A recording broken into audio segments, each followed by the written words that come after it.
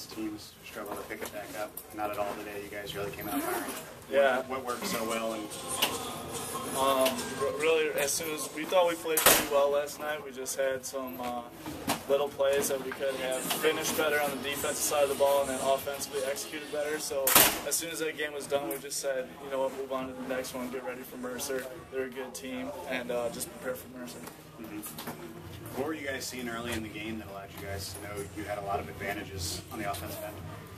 I think it was more. They're a great team, Mercer. They had a good team last year, so we just focused on ourselves. What can we do? If we execute, we knew we were able to, score the ball, and we always want to try to go inside first. So I think Josh, Will, those guys established the inside presence pretty well, and Gary did a great job leading our team. And then outside shooting for yourself. Just one of those days where you're feeling it? Or? Yeah, just open shots teammates created for me, and it's my job to knock down open shots. I should be able to do that. You guys, now today, came out firing. What went so well? You know what? I gave my seniors, the older guys, a lot of credit for getting to next. That's something we always talk about in our program is, something will go your way, get to next. The next possession, the next day.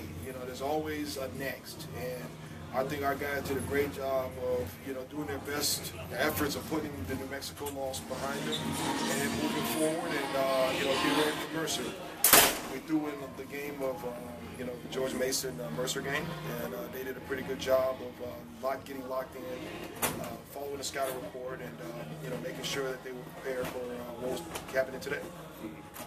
Very balanced scoring attack. Is that something you kind of expect out of this team? Well, that's a goal for us to not have to rely on one guy. In some situations, not even two. If we can just really spread the offensive floor around, get a lot of guys touches, get a lot of guys involved, that makes us even more difficult to defend. Mercer's without a top player, but still a team. One of the favorites in their conference. How big of a win is this for your program? It's a good win. It's a good win, and obviously, we're not satisfied, but we understand that that's a good team that is without a really strong piece, but at the same time they really have some players that can make some things happen. And I'm just really excited about our defensive potential.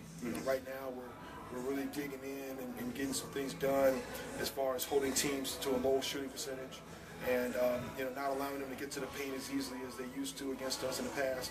So now we're starting to assert ourselves defensively, and I think it's starting to show up.